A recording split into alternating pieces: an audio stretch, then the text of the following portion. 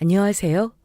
저는 경기도 하남시에 거주하고 있는 30대 여성입니다.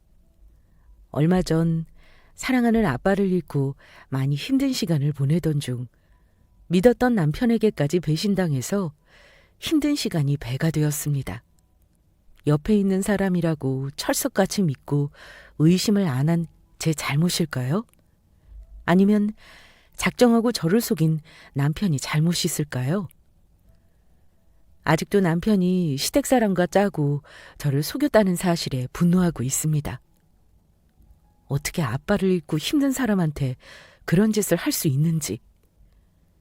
인간으로서 도저히 용서가 안 되네요. 남편과의 연애와 사랑, 결혼 생활까지 모든 것이 거짓이라고 생각이 들자 그저 허탈하기만 합니다. 그래서 여러분께 신세 한탄 겸 여러 응원의 말을 얻고자 사연 보냈어요. 그럼 제 이야기 시작하겠습니다.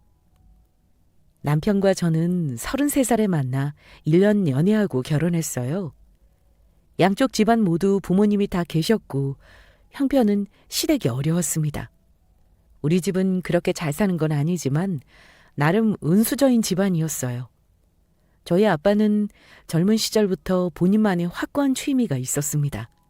그건 바로 골동품 수집이었죠. 어린 시절 쓸모도 없는 골동품을 왜 모으는지 이해할 수 없었습니다. 그러나 나중에 커서 알게 되었죠. 골동품이 꽤 돈이 된다는 사실을요. 아이고, 요놈 때깔 한번 좋다. 아빠, 그 도자기는 뭐야? 설마 엄마 몰래 또 사온 거야? 그러다 엄마한테 들키면 어쩌려고. 안 들키게 잘하면 되지. 그나저나 어떠냐? 영롱한 게 때깔 좋지? 귀하게 얻어서 그런가 볼수록 고급스럽고 아주 예뻐 죽겠어. 나는 그냥 그런데. 보는 안목하고는 딱 봐도 귀한 느낌이 안 들어? 아휴, 내가 뭐 보는 눈이 있나? 그런 거 잘 모르는 거 알면서. 엄마한테나 안 들키게 조심해. 걱정 붙들어 매셔. 아빠만의 비밀 창고가 있으니까 거기다가 잘 보관해뒀다가 나중에 시세 더 얹어서 팔면 그만이야. 엄청 귀한 건 두고두고 값으로 내려도 되고. 하여간 네 엄마도 그렇고 너도 그렇고 왜 이렇게 눈이 어두운지. 요즘은 재테크 시대야. 금이며 명품 가방이며 다양한 방법으로 재테크하는 사람들이 얼마나 많은데. 툭하면 골동품이다 뭐다 무시하는데 그러다 큰 코 다치지. 이게 얼마나 귀한 값을 하는지 알지도 못하고 말이야. 지금 우리가 이렇게 잘 먹고 잘 사는 게 다 이 녀석들이 한몫했다 이거야. 아빠의 말씀대로 요즘 사람들 재테크에 관심 많잖아요. 우리 아빠는 골동품을 수집해서 비싼 값에 되파는 취미가 있으셨습니다. 정말 귀한 골동품인 경우 가지고 계시는 일도 있었고요. 아빠는 골동품을 수집해서 돈을 쏠쏠하게 버셨죠. 그걸로 더 비싼 골동품에 투자하기도 하고 계속해서 본인의 취미 생활을 늘려가셨어요. 그러다 한 번은 집안에 온통 골동품이 넘쳐나니까 엄마가 참다 터트리시고 만 겁니다. 다 갖다 버린다고 으름장을 놓자 처분할 건 처분하고 이 일을 빌미로 아예 본인만의 창고를 따로 만드셨어요. 그래서 그곳에 수집한 골동품을 넣어놓고 전신까지 하셨죠. 또 집에 큰 금고를 하나 들여놓으셨는데 거기에는 작고 귀한 골동품을 넣어놓으셨습니다. 나중에 엄마에게 듣기로는 그 금고 안에 처분하고 받은 현금 뭉치도 꽤 있다고 하셨어요. 그래서 호기심에 뭐가 있는지 구경시켜달라고 했는데 아빠는 죽어도 안 된다고 하셨습니다. 엄마도 저 금고 안에 뭐가 들어있는지 본 적 있어? 보기는 본인 이외에는 절대 안 보여주려고 난리야. 무슨 금붙이라도 들었나 철이 야박하다. 내가 보면 괜히 갖다 버리라고 할까봐 저러는지는 모르겠지만 엄마 촉으로 봤을 때 현금도 꽤 들어있는 것 같아. 현금? 골동품 처분할 때 현금으로 대신받은 부동산도 있고 금도 있고 그런 것 같더라. 하도 안 보여주니까 궁금해 죽겠더라고. 그래서 저번에 금고 안에 뭐 넣을 때 몰래 따라가서 어깨 너머로 봤는데 그런 것들이 있는 것 같더라고. 네 아빠가 골동품 처분하고 부동산이나 금으로 대신 받았다는 말을 한 적이 있거든. 와, 그럼 저 금고 안에 어마어마한 것들이 들어있는 거네? 그렇게 말하니까 더 궁금하다. 아빠한테 보여달라고 졸라야지? 아서라, 네 아빠 절대 안 보여줄걸? 나도 안 보여주는데 무슨. 보는 것도 떼타나 봐. 무슨 짓을 해도 못 보여준다고 아주 못을 박더라고. 그러니까 너도 꿈 깨. 그냥 엄마처럼 없다고 생각하면 마음 편할 거야. 아빠에게는 본인이 수집한 골동품이 제일 귀하겠지만 그 결실이 바로 금고 안에 있는 것들이기 때문에 가장 귀한 보물이었습니다. 오죽하면 엄마하고 저한테까지 안 보여주고 비밀로 했겠어요? 그래서 저는 대체 그 안에 뭐가 들었는지 늘 궁금했습니다. 한때는 엄마도 궁금해서 보려고 여러 번 시도하셨지만 그때마다 치밀한 아빠한테 걸려 늘 허탕을 치셨죠. 그래서 이제는 아예 관심을 끊어버리셨습니다. 더럽고 치사하다고 관심을 거두셨어요. 아빠의 경계가 삼엄하니까 저도 쉽게 도전할 수는 없었지만 그래도 나중에 기회가 된다면 뭐가 들었나 꼭 보고 싶더군요. 그렇게 금고는 우리 집안에서의 최고의 보물이자 궁금증이 가득한 물건이 되었습니다. 저는 결혼하기 전까지 부모님과 함께 살았기 때문에 아빠의 금고에 관해 궁금증이 많았지만 시집가면서 따로 살게 되니까 자연스럽게 금고에 관한 관심이 줄어들게 되었죠. 그러다 제 관심사가 남편에게 전염되고 말았습니다. 처음 우리 집에 인사를 드리러 온 날부터였어요.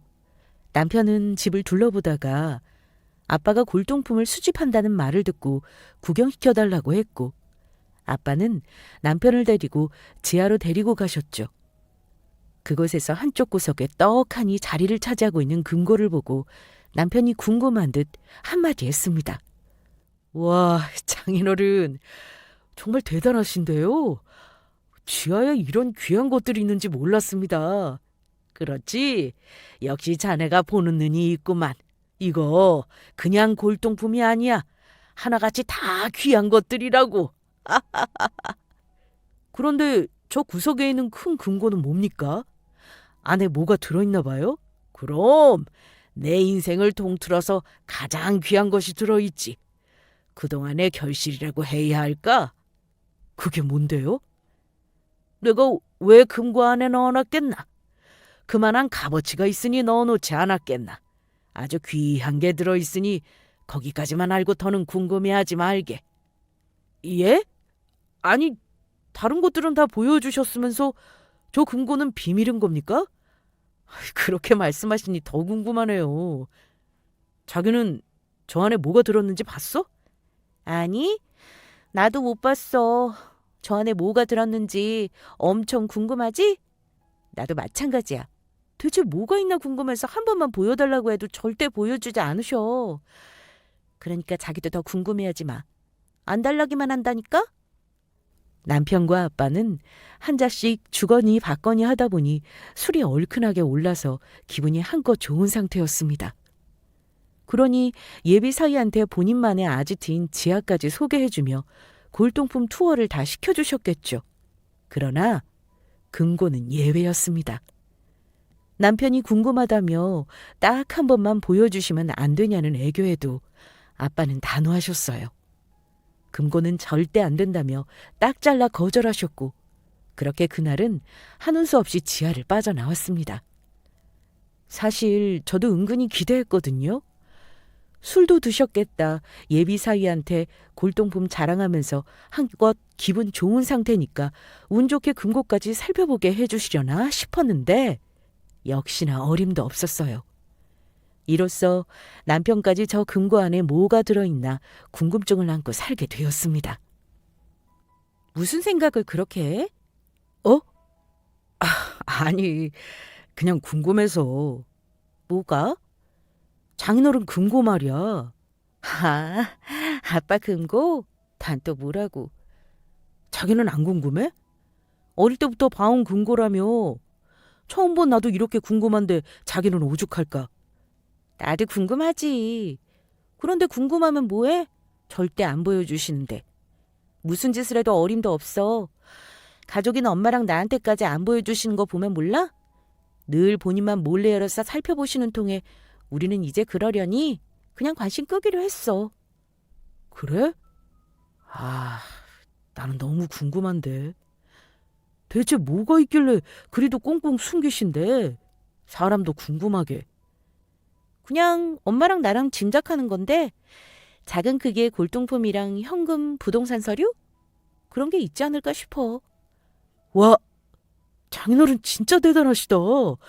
그거 다 골동품으로 그렇게 모으신 거 아니야? 재테크 확실하게 하셨네. 그러니까 난 어려서 잘 몰랐는데 엄마한테 듣기로는 아빠가 발굴하는 안목이 좋으셨대. 그리고 골동품이라고 무시할 게 못 되더라고. 마니아층들도 꽤 두껍고 아빠처럼 잘만 하면 은근히 돈이 된다고 하네? 그래? 그럼 나도 장인어른한테 한 수 배워볼까? 자기가? 어, 나라고 못할 게 뭐 있어. 안목 있으신 장인어른 따라다니면서 배우면 언젠가는 나도 그런 근거 하나쯤 갖고 있지 않겠어? 스승이 장인어르신인데 뭐가 문제야? 사실 내가 말을 안 해서 그렇지 나도 약간 그런 쪽에 관심 있었거든. 그래서 아빠한테 배워서 자기도 골동품 재테크를 하겠다고? 그럴까 하는데 어때? 장인어른한테 배우면 제대로 배울 수 있고 좋잖아. 잘 몰랐는데 남편도 아빠처럼 재테크에 관심이 많았답니다. 뭘 하면 좋을까 고민이 많았었는데 선뜻 시작할 수 없었대요. 잘 모르는데 괜히 발담 갔다가 크게 손해볼 수 있으니까 그저 생각만 하고 있었답니다.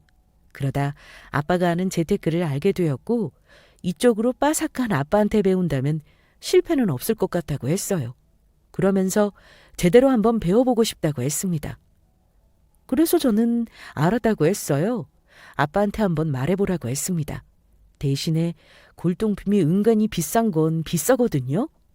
그래서 본인 용돈을 조금씩 모으든지 투잡을 뛰든지 알아서 마련한 돈으로 사라고 했습니다.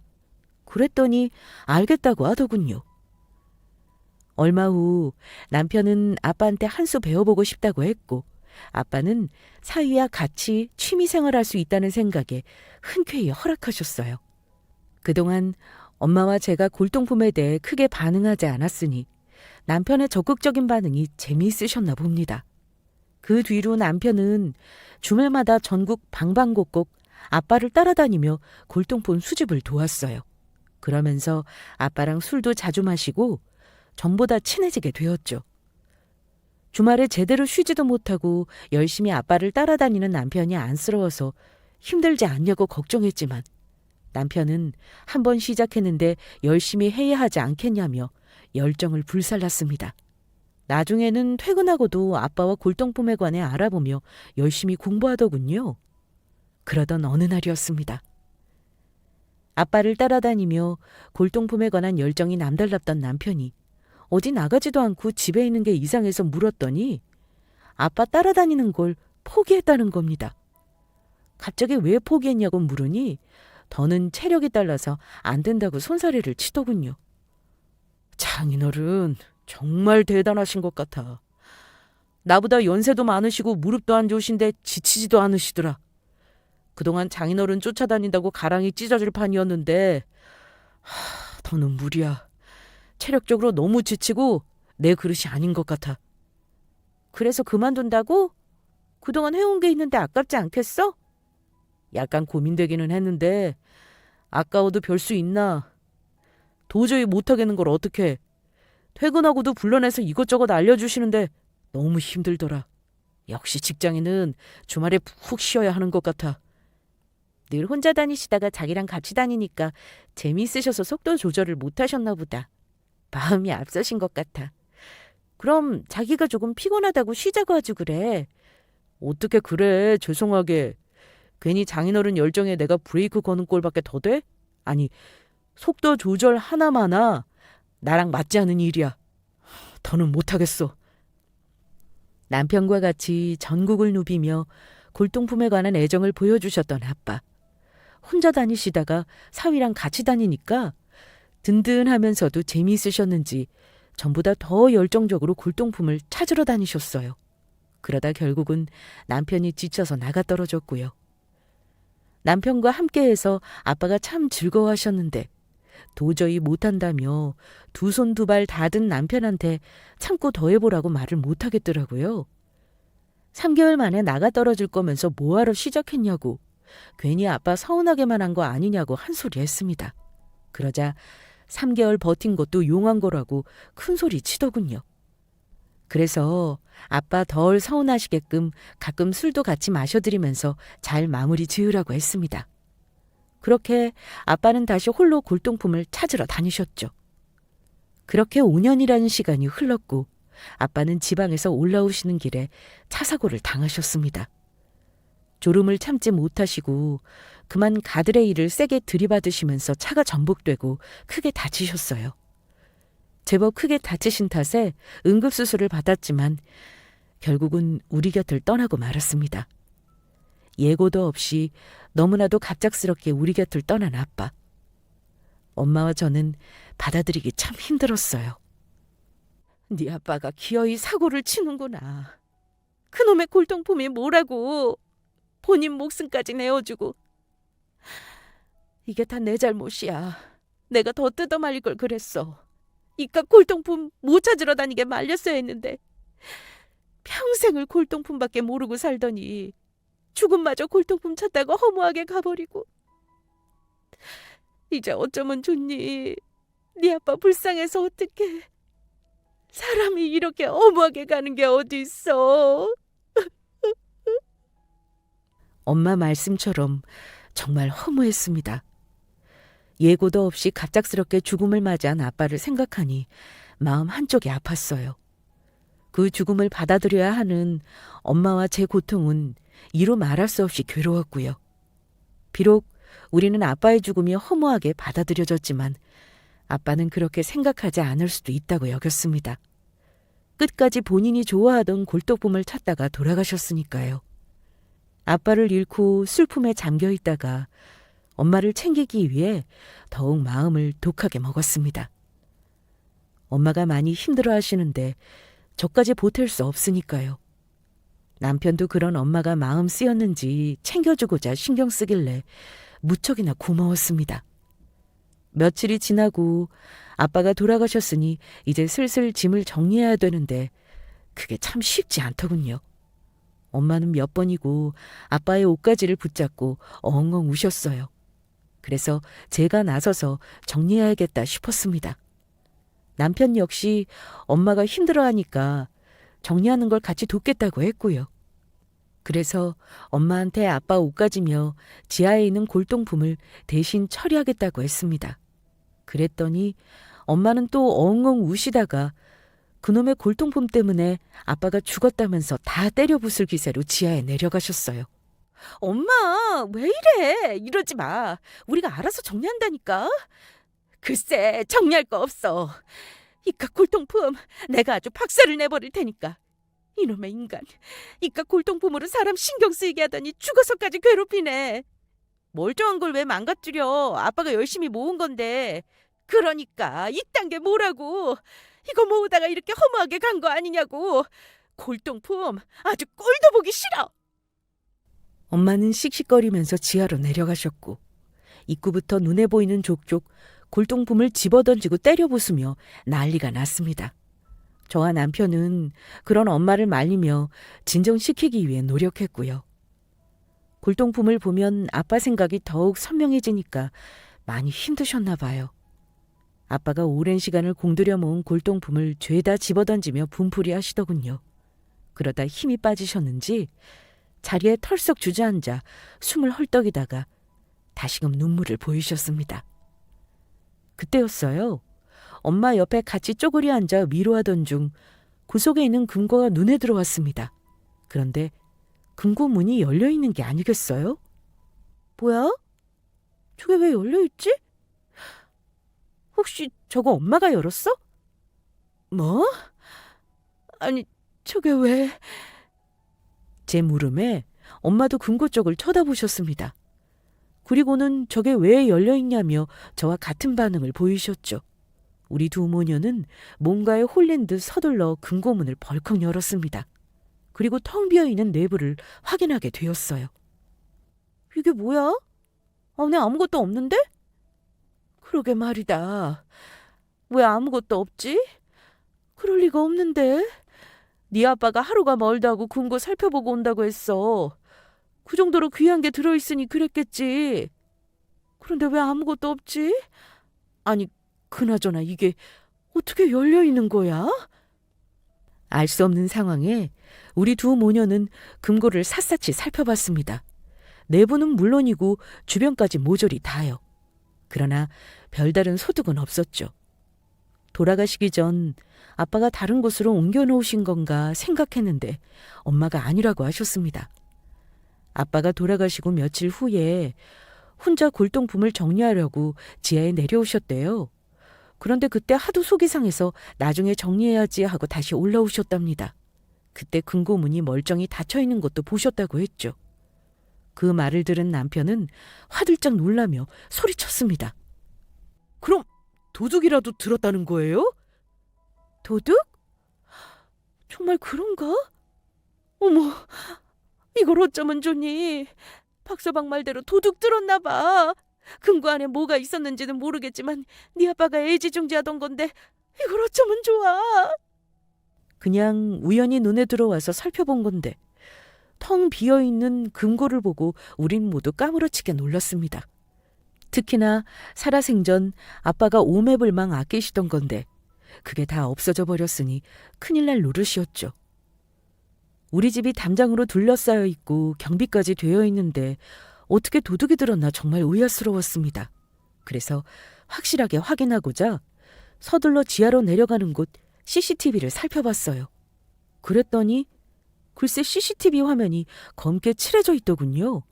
업체에 연락해서 녹화된 영상을 둘러보며 살펴봤는데 낮에 택배기사처럼 보이는 사람이 우리 집 대문을 열고 들어와 택배를 내려놓더니 주변을 두리번거리다가 지하실 쪽으로 향하더군요.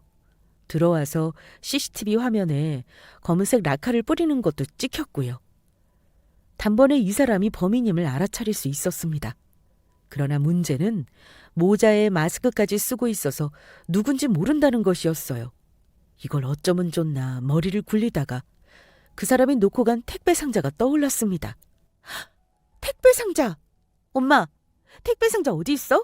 저 시간이면 엄마 혼자 집에 있을 때잖아. 택배 와서 대문 열어준 거 맞지?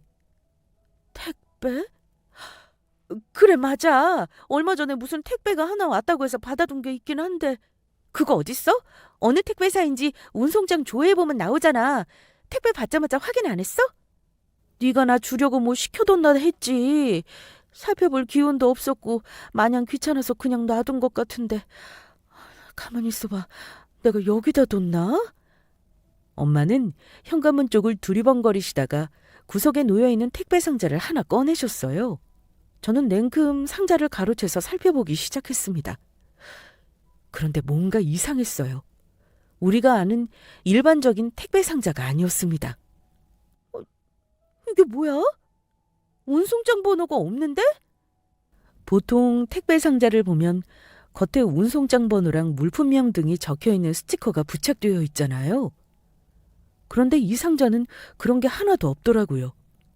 뭔가 이상하다 싶어서 서둘러 상자를 뜯어서 안을 살펴봤습니다.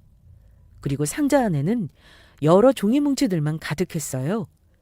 택배원을 가장해서 노리고 접근했다는 생각이 딱 들었습니다. 그런데 여기서 의문이 드는 게 있었어요. 어떻게 이 금고를 알고 들어온 걸까?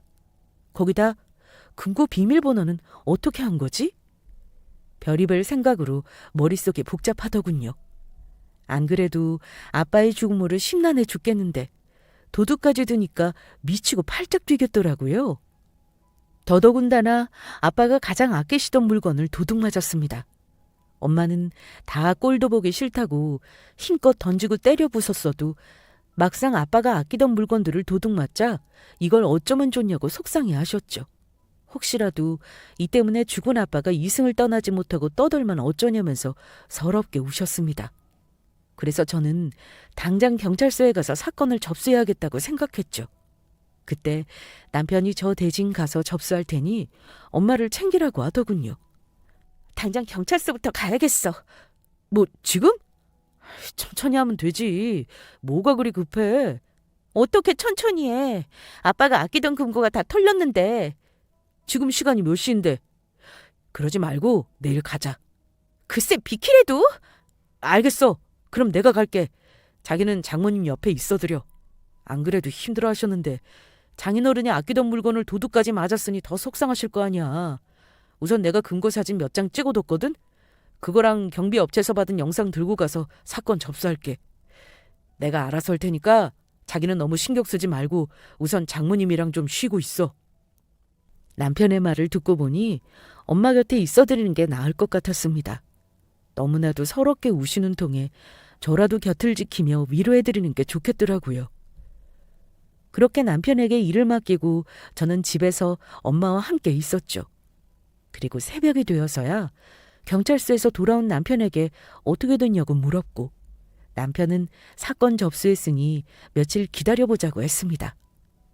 그렇게 우리 가족은 마음을 졸이며 경찰의 연락만 기다렸습니다. 제발 범인을 잡아주기만을 바라면서요. 그러나 일주일이 지나도 아무런 연락이 없더군요. 이상하다 싶어서 제가 직접 경찰서에 가려고 하자 남편이 가봤자 소용없다며 저를 말렸습니다. 가봤자 소용없어. 사실 낮에 경찰서 다녀왔거든. 장모님이랑 당신이 너무 힘들어하니까 이러다 사람 피말려 죽겠다 싶기도 하고 진척이 좀 있나 싶어서 궁금한 마음에 경찰서 갔더니 아직 수사 중이라더라. 이놈들이 제대로 작정하고 훔친 것 같대. 주변 근처 CCTV에 잘 안 잡혔다나 봐. 이 근방을 잘하는 놈들인 것 같아. 그러지 않고서 어떻게 CCTV를 다 피해갔겠어. 거기다 차량도 대포차고. 남편의 말을 듣고 한 줄기 희망마저 끊겨버린 기분이었습니다. 요즘 CCTV 많이 달려있으니까 시간 좀 걸려도 잡힐 거로 생각했는데 행방이 묘연하다니까 답답하더군요. 뭐? 그럼 어떡해? 이러다 아빠 물건 하나도 못 찾으면 어떡하지? 우리 아빠가 얼마나 아끼시던 건데. 아니 근데 나는 아직도 이해가 안 가. 그 사람들이 어떻게 지하에 있는 근거를 알았을까? 우리 가족 말고는 아무도 모르는데. 그게 나도 같은 생각이었거든. 그걸 대체 어떻게 알았을까 싶었는데 곰곰이 생각해보니까 장인어른이 술김에 어디서 이야기하신 게 아닌가 싶어. 아빠가? 나 한때 장인어른 따라서 골동품 찾으러 다녔잖아. 지방도 막 같이 가고. 그때 장인어른이 나 말고 다른 사람들이랑도 같이 다니셨거든. 골동품 수집하는 사람들끼리 정보 교환하는 무슨 모임 같았어. 몇 번 같이 술도 마신 적 있고. 장인어른이 술김에 기분 좋아서 지하에 있는 금고 자랑을 몇 번이나 하셨어. 그래서 내 생각에는 다른 사람이랑 술 먹다가 자랑 겸 실수로 말씀하신 거고 그걸 누군가 듣고 알게 된 게 아닌가 싶어. 남편의 말을 듣고 보니 충분히 그럴 만했습니다. 아빠의 최대 관심사와 자랑거리는 본인이 수집한 골동품이었으니까요. 가끔 술에 취할 때면 엄마와 제게도 지하 금고에 관해서 자랑하실 때가 있으셨거든요. 그런데 여기서 한 가지 드는 의문점은 어떻게 금고 비밀번호를 알았냐 이거예요. 아무리 아빠가 취하셨어도 비밀번호까지 말씀하셨을까 싶었습니다. 술 취하시면 금고 이야기를 하시곤 했지만 비밀번호까지 말씀하셨을 리는 없잖아. 에이, 그건 모르지. 많이 취해서 술김에 실수하셨을 수도 있잖아. 그런가? 그래도 뭔가 이상한데? 그럼 이제 어쩌지? 자기 말대로 그렇게 알게 된 거라면 작정하고 훔친 거잖아. 이러다 영영 못 잡으면 어떡하지? 아빠가 많이 아끼시던 건데 이걸 어쩌면 좋아. 우리 엄마 며칠째 밥도 잘 안 드시고 누워만 계셔. 이러다 엄마까지 잘못될까 봐 걱정돼 죽겠어. 뭐가 들어있는지는 모르지만 그래도 꽤 비쌀 거 아니야. 아빠가 그거 모은다고 집안 곳곳 안 다닌 곳이 없으셔. 그렇게 고생하셨는데 바보같이 그거 하나 지키지도 못하고. 장례 끝내자마자 얼른 금고부터 확인할 걸 그랬어. 다 내 잘못이야. 모든 게 제 잘못인 것 같았습니다. 어릴 때부터 아빠가 얼마나 애지중지하며 모았는지 다 지켜봤는데 자식으로서 그거 하나 지키지 못했다는 생각에 죄책감이 들더군요. 이 일을 어떻게 수습하면 좋을지 막막하기만 했습니다. 그래서 남편 앞에서 무너져 내리듯 넋두리하며 울음을 터뜨리자 저를 안아주며 위로해줬어요. 그리고는 더 이상 마음 쓰지 말고 묻자고 하더군요. 우리 여기서 그만 묻자. 경찰이 범인 잡으면 다행이지만 만약 그렇지 못한다면 자기 계속 힘들어할 거야. 괜한 희망 품는 게 얼마나 힘든 건데. 도둑 맞은 거 자기 잘못 아니야. 자기가 뭐 이럴 줄 알았나? 장인어른도 그렇게 생각 안 하실 거고 다 이해해 주실 거야. 비록 장인어른이 아끼시던 걸 찾아드리지는 못해도 우리가 잘 사는 모습 보여드려야지. 그래야 마음 편히 저승으로 가실 거고. 안 그래? 그래도 자기 마음 뭔지 알아. 그런데 옆에서 지켜보는 내가 너무 안쓰러워서 그래. 이러다 장모님도 그렇고 자기까지 큰일 날까 봐 걱정된다고. 이 일은 전적으로 나한테 맡겨줘. 자기는 그저 장모님이랑 자기만 생각해. 이 일은 내가 알아서 할 테니까 신경 끄고 마음부터 추스르자. 장모님하고 자기는 그러는 게 낫겠어. 남편은 이러다 저까지 큰일 나겠다며 근심 어린 표정을 지었습니다. 그런 남편이 너무도 든든하고 고마웠어요. 그러나 마냥 신경을 끄고 지낼 수는 없었습니다. 엄마를 챙겨드리다가도 중간중간 금고만 생각하면 숨이 턱 막히는 게 답답했으니까요. 그래서 더욱 그런 티를 안 내려고 노력했습니다. 저까지 심란해하면 엄마가 더 예민하게 받아들이실까 봐 괜찮은 척 굴었어요. 남편 말대로 급한 건 엄마니까 엄마만 생각하고 가고자 노력했습니다. 그러던 어느 날이었어요.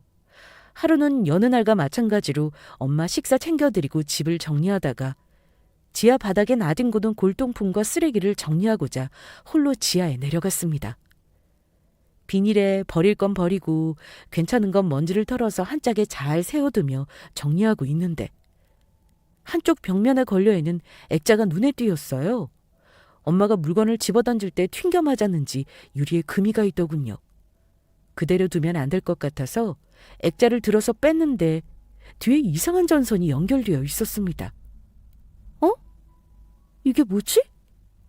자세히 살펴보니 액자 뒤에 전선이 연결되어 있었어요.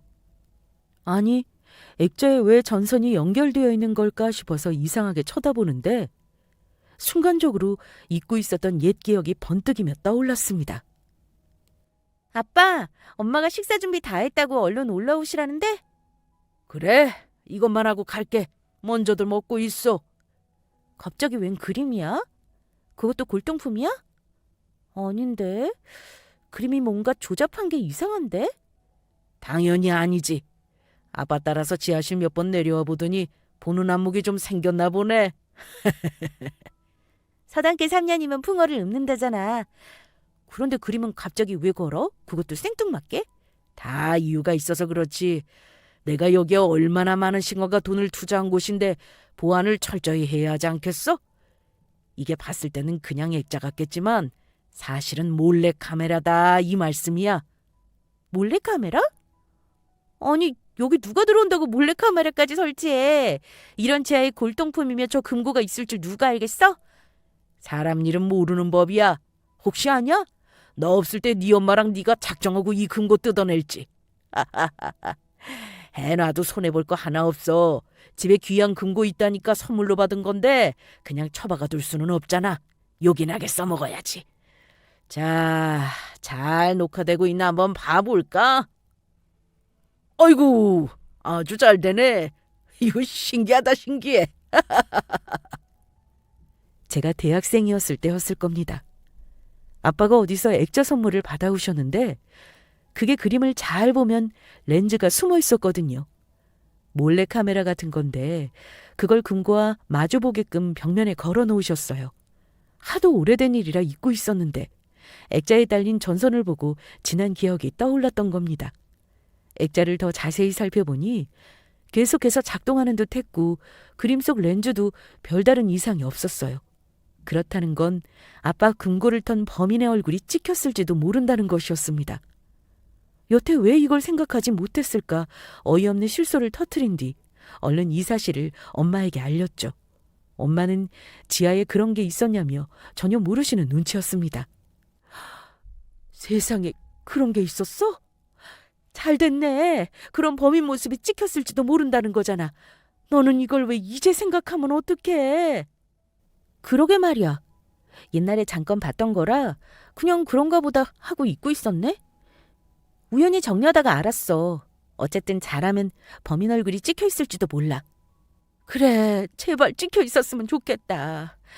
그래서 범인도 찾고 네 아빠가 소중하게 모은 것도 찾고 어서 확인해보자. 엄마와 저는 범인의 얼굴이 찍혀서 혹시 모를 증거를 얻게 될까 봐 잔뜩 설렜습니다. 서둘러 액자에 있는 메모리칩을 꺼내서 노트북에 연결해봤죠. 다행히 용량이 커서 많은 영상이 찍혀 있더군요. 하나하나 빨리 감게 하면서 조마조마한 마음으로 살펴봤습니다. 그리고 마침내 범인의 모습이 찍혔어요. 지하에 들어온 범인은 금고 앞에 서서 이곳저곳을 살펴보더니 모자와 마스크를 벗어서 바닥에 내려놓고 금고문을 열었습니다.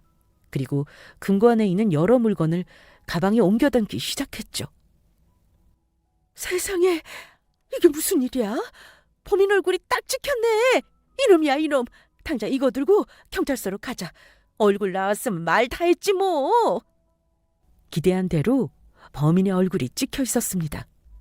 먼지가 쌓여있기도 하고 살짝 어두워서 자세히 살펴봐야 했지만 못 알아볼 정도는 아니었어요. 엄마는 잘 됐다며 기뻐하셨고 당장 이 영상을 가지고 경찰서에 가자고 하셨습니다. 그러나 저는 영상만 뚫어지게 쳐다보며 어떠한 말도 할 수 없었어요. 큰 둔기로 머리를 맞은 듯 크게 충격을 받고 말았습니다. 왜냐하면 영상 속 남자는 제가 아는 사람이었거든요. 잠깐만. 지금 내 눈이 이상한 건가? 엄마, 이 사람 내가 아는 사람 같아. 뭐? 그게 무슨 소리야, 아는 사람이라니. 가만히 있어봐. 계속 보니까 어딘가 좀 낯익은 것 같기도 하고. 어머 세상에, 이거 박서방 형 아니니? 그렇지? 엄마가 보기에도 그렇게 보이지? 제 눈이 잘못된 건가 싶어서 몇 번을 비비고 다시 쳐다봐도 틀림없이 아주버님이었습니다. 엄마와 저는 어떠한 말도 하지 못하고 가만히 벙쪄서 화면만 쳐다봤죠. 제 인생을 통틀어서 가장 말도 안 되는 순간이었던 것 같습니다. 범인이 아주버님이라니. 아주버님이 어떻게 아빠의 금고를 알고 훔치러 온 걸까? 별의별 생각을 다하며 이 상황을 이해해보려고 했어요. 그러나 아무리 생각해도 도통 모르겠더군요. 그래서 직접 당사자를 만나 확인해봐야겠다고 생각했습니다.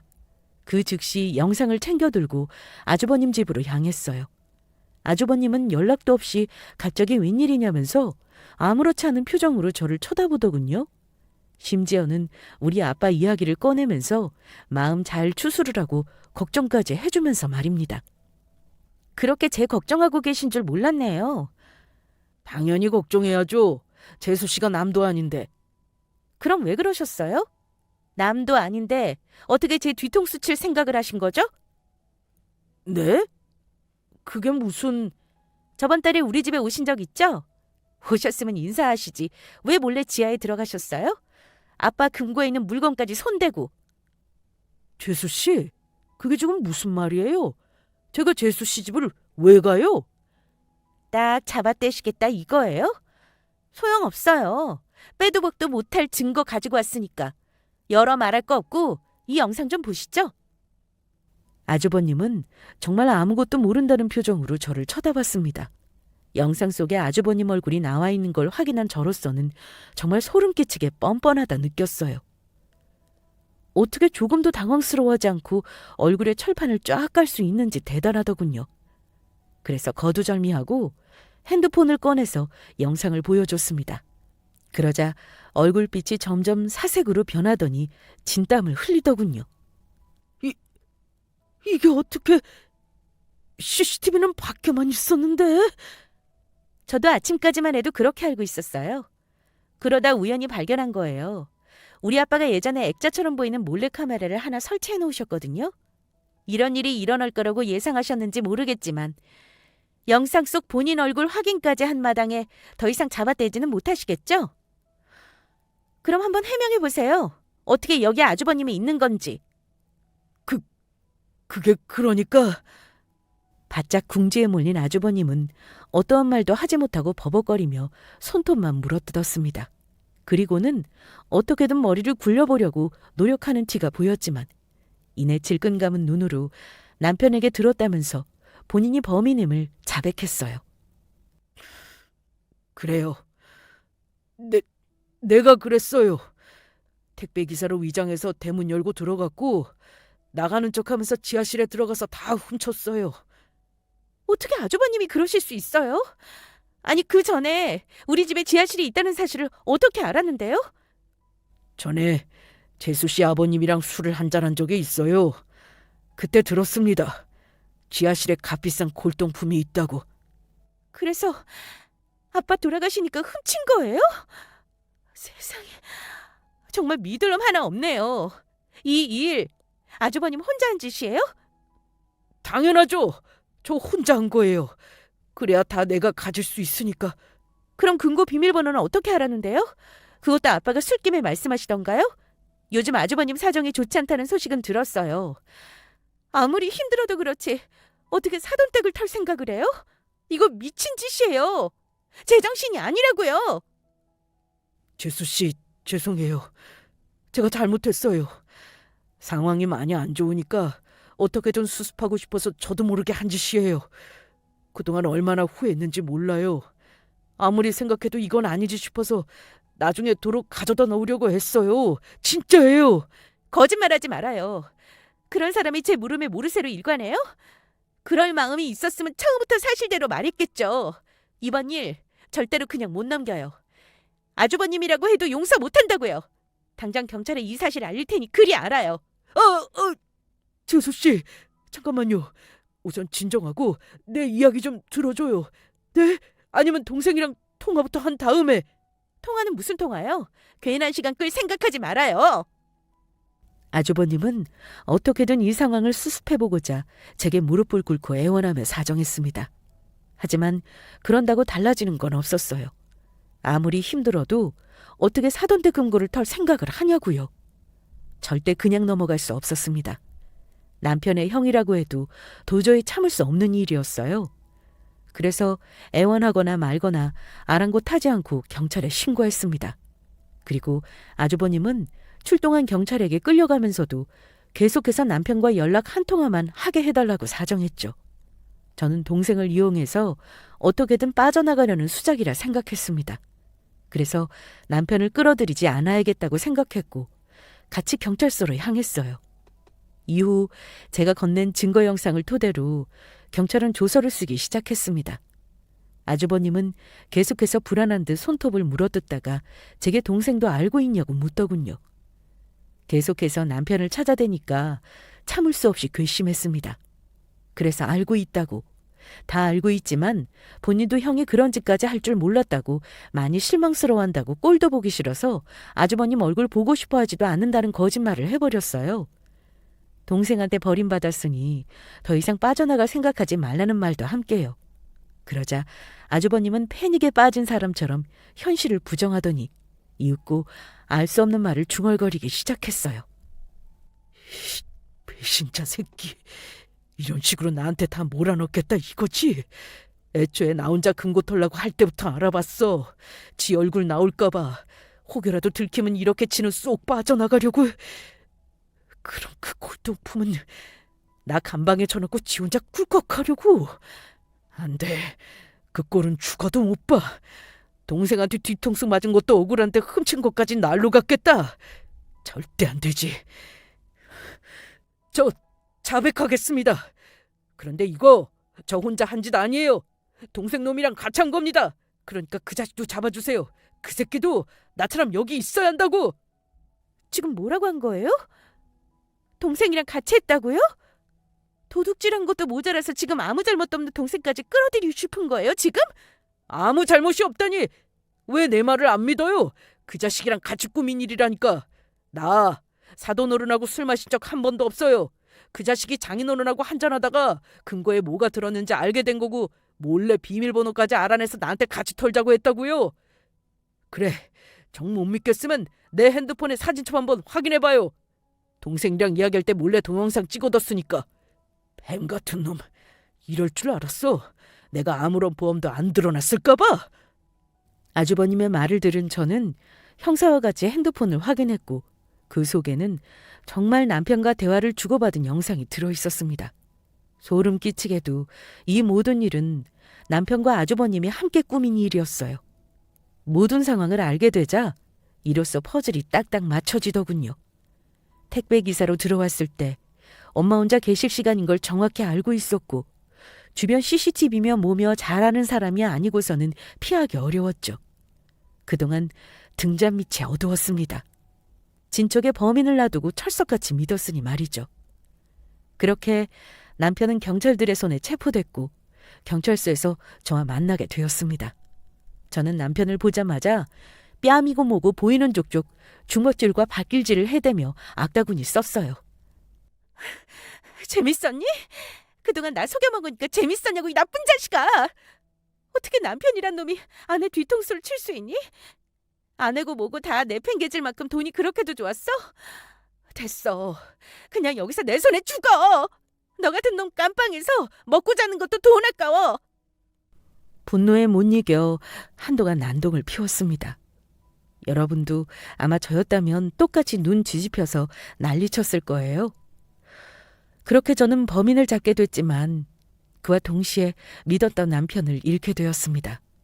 아주버님이 범인인 것도 놀라 자빠질 일인데 소 뒷걸음질 치다가 남편이 공범이란 사실을 알게 됐고 이로써 사건을 마무리 지을 수 있었죠.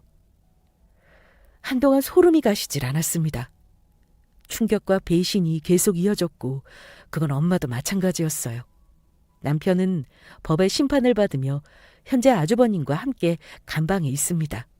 앞으로 저는 어떠한 사람도 쉽게 못 믿을 것 같아요. 그저 엄마와 서로 의지하며 잘 헤쳐나갈 생각입니다. 여러분도 사람 쉽게 믿지 마세요. 그게 본인의 배우자라도 말이죠. 그럼 지금까지 저의 긴 사연 들어주셔서 감사합니다.